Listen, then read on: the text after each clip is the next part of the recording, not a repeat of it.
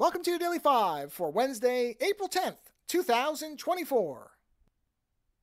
Amazon pushed up the release date of their new streaming series Fallout, which I've been looking forward to for a while, and it looks pretty good, to today, as a matter of fact. Now, I have not watched it. I'm going to set that aside, and I'm really going to enjoy it because I really just want to pay attention to all the details and enjoy the fact that we're getting a Fallout TV series. But it did remind me, because I'm also playing right now, on my own, I'm playing Fallout 4. And with Lando, we have restarted another playthrough of Baldur's Gate 3. And of course, Larian Studios had said they're not working on any more D&D properties, and they're going to do something new in their IP. But it has occurred to me that I used to be somebody who was dead set against isometric games, what they call CRPGs or classic RPGs, the original Fallout series.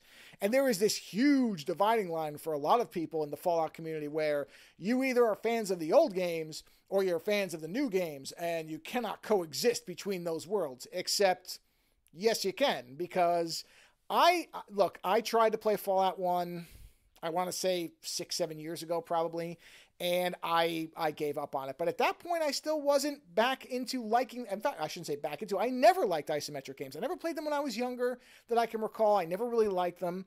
But Wasteland 3 and then Baldur's Gate 3 have really changed my perspective, where I am willing to at least try these games if they're well made.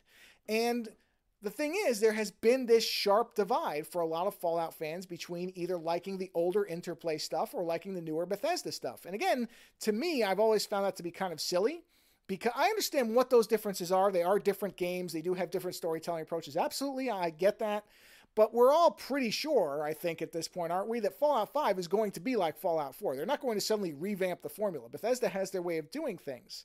But I think Baldur's Gate 3 has changed the calculus for a lot of companies as far as, can games of this type still work? I think there was a lot of doubt around that. There were, little successes here and there, but you didn't see a really big, successful game like Baldur's Gate 3 that was the way it was built, as a single-player game with a really rich storytelling experience, no online stuff, no DLC, no, microtransactions, just the game and your ability to play it the way that you wanted to. Now, there are other games of its style, but many of them have been rightly criticized for how broken or overly monetized those experiences are. So I wonder if there are not some discussions or some thoughts somewhere within Bethesda or Microsoft or wherever these decisions are made to possibly have two types of Fallout games, because there are people who still play and love those older games.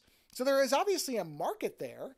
And again, BG3 has proven you can make money at making a classic RPG game that is entirely self-contained, that is free of monetization, which I know is probably an anti-Microsoft and Bethesda concept now, but still, you never know. You could have two games, very radically different games, different ways of playing, that could appeal to the same audience or two different audiences. You could capture people like me. I would be willing. I will probably go back and try to play Fallout 1 again. I know it has some really, really harsh difficulty spikes and can be very punishing, so I will probably use a guide that will walk me through it. I have no shame about that. But I do kind of want to experience that game now, because I played Wasteland 3 and Baldur's Gate 3. So now I want to see what that was like. I've watched gameplay videos of it. I've watched narrative kind of walkthroughs of the game. I've always thought that the world was rich, and I think it's a huge world in terms of the storytelling potential. So why not have Fallout 5 be the Bethesda version of Fallout, and then Fallout : whatever be that traditional older style of isometric gameplay, the thing that a lot of people still miss about Fallout, where it is probably self-contained, very, very heavily reliant on role-playing mechanics the way the older ones were. And that way, like I said, you either serve one audience or the other, but you're capturing both, or, best case scenario, you can convert people one way or another because you give them choices. Again, I say this with no indication, no stories, no nothing that gives even the slightest hint that Bethesda or Microsoft are interested in doing something like this. But also, the thing is to think about how BG3 has recontextualized the way I think a lot of people look at these games. That game made money and was a critical and popular darling. I think it does hopefully have some people at least considering it. And I think that Fallout is a universe, a framework that is giant enough to incorporate many types of games. So we might get it.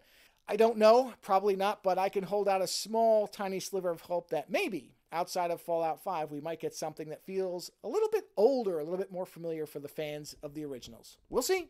Later.